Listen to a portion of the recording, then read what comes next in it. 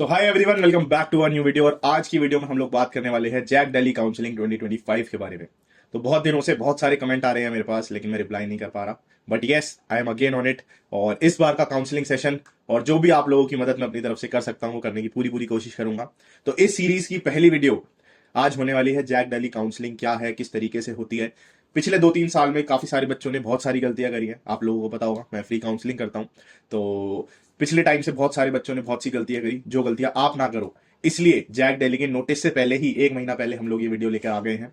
तो सारी चीजें आप लोग अच्छे से ध्यान रखो, इस वीडियो को एंड तक जरूर देखो और जो भी इंपॉर्टेंट पॉइंट लगे उसको जरूर लिख लो, क्योंकि ये ऐसी चीजें हैं जो छोटी छोटी गलतियां आप कर देते हैं और इसकी वजह से आपकी ब्रांच या फिर आपका कॉलेज मिस हो जाता है। तो सबसे पहले शुरू करते हैं एप्लीकेशन फॉर्म से। तो एप्लीकेशन फॉर्म आप लोगों का मई के एंड तक ओपन हो जाएगा। तब तक आपको अपने कुछ डॉक्यूमेंट्स रेडी करने होंगे। तो डॉक्यूमेंट से रिलेटेड अगली वीडियो में लेकर आ जाऊंगा। तो डॉक्यूमेंट्स के लिए जरूर उस वीडियो को देखना और चैनल को सब्सक्राइब कर लो। ऐसा बहुत सारा यूजफुल कंटेंट आप लोगों के लिए आगे आने वाला है। तो आप लोगों के एप्लीकेशन फॉर्म के बारे में बात करते हैं। आप लोगों का एप्लीकेशन फॉर्म 31 मई के बाद आई होप खुल जाएगा, नहीं तो उससे पहले खुल जाएगा।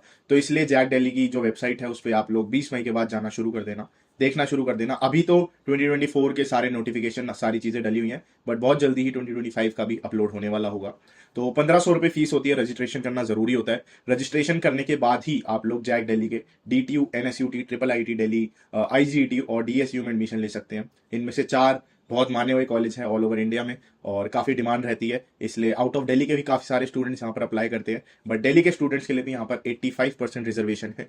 ये 85% रिजर्वेशन आपको तब मिलती है जब आपने अपनी क्लास 12th के बोर्ड्स जो है वो दिल्ली रीजन से दिया हो। और दिल्ली में भी दिल्ली NCT, गुड़गांव फरीदाबाद आप लोगों का नहीं चलेगा। सिर्फ NCT दिल्ली के अगर आप कैंडिडेट हो, आपका स्कूल NCT दिल्ली में आता है, तभी आप लोग जैक दिल्ली काउंसलिंग के दिल्ली वाले रिजर्वेशन में आ सकते हो। इसके बाद कम से कम 20 से 25 दिन के लिए आप लोगों का ये फॉर्म खुला होता है। इस बीच में फॉर्म भर देना।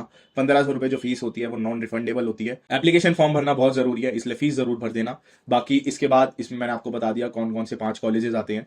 ये 5 कॉलेजेस सिलेक्ट करने के लिए आपके पास एक चॉइस फिलिंग होती है। चॉइस फिलिंग में बेसिकली आप लोगों को most preferred branch in most preferred college जो भी आप लेना चाहते हो उसको टॉप पे रखना होता है और फिर नीचे नीचे नीचे आपकी प्रायोरिटी वाइज उसको फिल करना होता है। चॉइस फिलिंग के लिए हर बार की तरह इस बार भी 4000 सब्सक्राइबर्स कंप्लीट होने के बाद हम लोग फ्री काउंसलिंग सेशंस रखेंगे।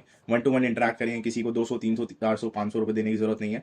मैं खुद पर्सनली पिछले 3 सालों से काउंसलिंग कर रहा हूं फ्री में और इस साल भी आप लोगों को फ्री काउंसलिंग दूंगा। तो मेरा गूगल फॉर्म का लिंक मैं इस वीडियो के डिस्क्रिप्शन में भी डाल दूंगा। बाकी जो यूट्यूब का पोस्ट वाला सेक्शन होता है उसके अंदर भी डाल दूंगा। तो आप लोग जल्दी से 4000 सब्सक्राइबर्स पूरे कराओ। जो भी डाउट्स हैं, जो भी सारी चीजें हैं, वहां पर आके डिस्कस करते हैं और आपके सारे जो भी डाउट्स हैं वो वहां पर खत्म कर दिए जाएंगे, मेरी गारंटी है। ठीक है। इसके बाद आप लोगों का चॉइस फिलिंग हो जाएगा। चॉइस फिलिंग में आपके 5 राउंड्स होते हैं, सब आपको ये बताते हैं। नहीं, चॉइस फिलिंग में 7 राउंड्स होते हैं। 7 कैसे? 5 तो आपके जो नॉर्मल राउंड्स होते हैं वही होते हैं, लेकिन उसके बाद स्पॉट राउंड और स्पेशल स्पॉट राउंड भी होता है। स्पेशल स्पॉट राउंड पिछले 1-2 साल से नहीं हो रहा है, बट यस कई बार सिचुएशंस होती हैं कि आपका स्पेशल स्पॉट राउंड भी होता है। तो क्या होता है, कैसे होता है, आगे आगे जैसे होगा जो जो चीजें होंगी मैं आपको बताता चलूंगा। बाकी राउंड के बारे में मैं आपको ये बता दूं, थोड़ा सा कॉम्प्लिकेटेड प्रोसीजर है। जब आप पहली बार करते हैं तो थोड़ी सी कंफ्यूजन होती है, तो इसलिए चिंता मत करना, आपकी काउंसलिंग मैं कर दूंगा, फ्री ऑफ कॉस्ट कर दूंगा। तो इसलिए घबराना मत। और थोड़ी सी चीज अभी समझा देता हूं। पहले के जो 3 राउंड होते हैं उनमें सीट मिलना या अपग्रेड होना बहुत मुश्किल होता है। चौथे राउंड तक भी काफी टफ होता है, बट चौथे राउंड के बाद आपका गेम चेंज होता है, आपके लिए चीजें बदल जाती हैं, क्योंकि 4th राउंड के बाद आप सीट को विड्रॉ कर सकते हैं। कुछ स्टूडेंट्स ऐसे होते हैं जो यहाँ पर भी अप्लाई करते हैं, कहीं और पर भी अप्लाई करते हैं। तो जिसको जहां जाना होता है, अपनी सीट विड्रॉ करनी होती है, वो यहाँ पे कर लेता है और 5th राउंड खुलता है सबके लिए। मेरा DTU में जब एडमिशन हुआ था तो मैकेनिकल इंजीनियरिंग 5th राउंड में मिली थी। इससे पहले केमिकल इंजीनियरिंग थी मेरे पास। तो 5th राउंड में ही आप लोगों को चीजें बदलती हैं। जैसे मैं चाहता था मैकेनिकल लेना, मैंने सारी अपनी प्रेफरेंस उस तरीके से भरी जिस वजह से मेरे को मिल पाई। आपकी भी इस तरीके से प्रेफरेंस लिस्ट बनवा दूंगा जो आप अपने उसमें डालोगे और आपको जो चाहोगे आपकी रैंक के हिसाब से वो आपको मिल जाएगा।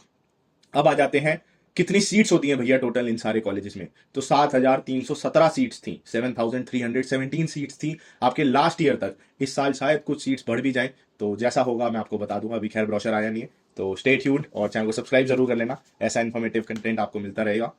बाकी मैं देख रहा हूँ काफी कमेंट कर रहे हैं बच्चे, भैया मेरी इतनी रैंक है, ये कॉलेज मिलेगा, ये ब्रांच मिलेगा, क्या होगा, कैसे होगा। सारी चीजें बता देता हूँ, थोड़ा हिंट दे देता हूँ, आपको थोड़ा समझ आ जाएगा। तो DTU से अगर शुरू करें तो अगर आप जनरल कैटेगरी में है और दिल्ली रीजन है, आपने स्कूलिंग दिल्ली से करी हुई है, तो कंप्यूटर साइंस जिसकी मैक्सिमम कट ऑफ जाती है वो आपको 13,000 रैंक तक मिल जाएगी। मतलब अगर आपकी दिल्ली में 13,000 रैंक आई है तो मैक्सिमम अगर 13,000 रैंक है तो आपको दिल्ली में कंप्यूटर साइंस मिल जाएगी। वहीं अगर आप आउटसाइड दिल्ली कैंडिडेट है तो 6,000 रैंक तक आपको DTU में एडमिशन मिल जाएगा कंप्यूटर साइंस के अंदर। अब आपको ऐसे है कि नहीं यार, मेरे को ब्रांच से कुछ लेना देना नहीं है, मुझे तो बस इस कॉलेज के अंदर जाना है, तो बायोटेक एक ब्रांच होती है, एनवायरमेंटल इंजीनियरिंग ब्रांच होती है, तो मैंने तो बायोटेक का डेटा निकाला है, मैं आपको वो बताता हूँ। अगर आप डीटीयू में बायोटेक लेना चाहते हैं और आप इनसाइड दिल्ली कैंडिडेट हैं तो आपको बायोटेक मिल जाएगी 76,000 रैंक तक, और वहीं अगर आप आउटसाइड दिल्ली कैंडिडेट हैं तो वो आपको मिल जाएगी 26,000 रैंक तक। वहीं अब आपका रिजर्वेशन भी आ जाता है। अगर आप ईडब्ल्यूएस कैटेगरी से inside Delhi computer science 25,000 rank तक आपको मिल जाएगी। बायोटेक आपको 1,41,000 रैंक तक देखने को मिल जाएगी ईडब्ल्यूएस कैटेगरी में इनसाइड दिल्ली। वहीं अगर हम आउटसाइड दिल्ली की बात करें तो 10,000 रैंक अगर आपकी आउटसाइड दिल्ली है ईडब्ल्यूएस कैटेगरी में तो आपको कंप्यूटर साइंस मिल जाएगी। वहीं अगर आप बायोटेक लेना चाहते हो तो 37,000 rank EWS category outside Delhi region आपको मिल जाएगी। ओबीसी के लिए अगर आपकी 57,000 रैंक है inside Delhi, outside Delhi 12,000 rank है। बायोटेक 3,20,000 रैंक है आपकी, और आउटसाइड दिल्ली में 55,000 रैंक है, तब भी आपको मिल जाएगी। वहीं अगर आप एससी कैटेगरी से बिलोंग करते हैं तो आपको कंप्यूटर साइंस 1,20,000 रैंक पर मिल जाएगी, और कंप्यूटर साइंस आउटसाइड दिल्ली में एससी कैटेगरी 66,000 रैंक तक मिल जाएगी। अगर आप बायोटेक लेना चाहते हैं एससी कैटेगरी से तो 7 लाख रैंक, और अगर आउटसाइड दिल्ली है तो 1,90,000, 1,95,000, 95,000, 1,95,000 वहां तक आपको मिल जाएगी। और अगर आप एससी कैटेगरी से बिलोंग करते हैं तो आप फॉर्म भी फिल कर देंगे तो कहीं ना कहीं आपका admission DTU, NSUT, triple IT जैसे कॉलेज में जरूर हो जाएगा। एनएसयूटी का भी आप इस तरीके से समझ लो, जिस तरीके से डीटीयू है उसी तरीके से एनएसयूटी है। दोनों कॉलेज बिल्कुल सिमिलर है, बस रैंक में जो फर्क आ सकता है +3,000 या -3,000, जो मैंने आपको यहां बताई इस कैटेगरी में इस कॉलेज की। वहीं 3,000 प्लस कर लो या 3,000 माइनस कर लो, इतना ही वेरिएशन आता है एनएसयूटी के अंदर। ठीक है, अब आ जाते हैं ट्रिपल आईटी दिल्ली में। Triple IT Delhi general category inside Delhi, अगर आप दिल्ली के कैंडिडेट हैं तो computer science plus artificial intelligence वहां पे ब्रांच है, सबसे अच्छी ब्रांच है। अच्छी मैं इस तरीके से कह रहा हूँ कि मैक्सिमम कट ऑफ गई है वहां पे। तो इनसाइड दिल्ली में 8,000 रैंक, आउटसाइड दिल्ली में 7,000 रैंक आपको मिल जाएगी। अगर आप वहां पर इलेक्ट्रॉनिक्स प्लस वीएलएसआई लेना चाहते हैं तो आप 32,000 इनसाइड दिल्ली, और वहीं अगर आप आउटसाइड दिल्ली है तो 11,000। ईडब्ल्यूएस में सीएस प्लस एआई 25,000 रैंक पर, आउटसाइड में 10,000 पे। Electronics plus VLSI inside Delhi में 59,000, आउटसाइड दिल्ली में 17,000। बाकी अगर आपको ये हो ना कि भैया मेरे को अच्छे से बता दो तो एक बार कमेंट कर देना, मैं अच्छे से बता दूंगा सारे कॉलेजेस की सारी ब्रांच कैसे कैसे कैसे कैसे हो रखी है, कितने चांसेस है इस बार आपकी ब्रांच को मिलने के। ठीक है, आपकी रैंक के हिसाब से। एससी कैटेगरी में आपका सीएस प्लस एआई 1,56,000 पे, आउटसाइड दिल्ली में 66,000, वीएलएसआई आपको मिल जाएगी 5 लाख रैंक तक, और आउटसाइड दिल्ली में मिल जाएगी 1 लाख रैंक तक। अगर आप ओबीसी से हैं तो सीएस प्लस एआई 70,000 तक, आउटसाइड दिल्ली में 17,000 तक, 17,000 तक। वीएलएसआई मिल जाएगी 1,40,000 तक, इनसाइड दिल्ली, आउटसाइड दिल्ली 30,000 तक। तो ये थोड़ा सा आपको आइडिया लग गया होगा कि कितने रैंक कितने कॉलेज में कौन सी ब्रांच तक पहुंचा रहे हैं आपको। बाकी अगर अच्छे से डिटेल में चाहते हो मैं बता दूं तो कमेंट कर देना, मैं एक अच्छे से ब्रांच वर्सेस कॉलेज की वीडियो बना दूंगा, रैंक वाइज एक एक चीज समझा दूंगा। तो आज की वीडियो को यहीं तक रखते हैं। बाकी कोई भी कंफ्यूजन हो तो कमेंट कर देना, मैंने जहां तक सारी चीजें कंप्लीट कर दी हैं इस वीडियो के लिए। बाकी हाँ, डॉक्यूमेंट्स क्या क्या चाहिए होते हैं उसके लिए नेक्स्ट वीडियो आने वाली है, तो सब्सक्राइब कर देना, नोटिफिकेशन बेल को जरूर प्रेस कर देना, जिससे कोई भी नई वीडियो आए तो आपको उसके बारे में पता चल जाए। बाकी मिलते हैं ऐसी किसी अच्छी सी वीडियो में इसके बाद। Thank you so much for watching.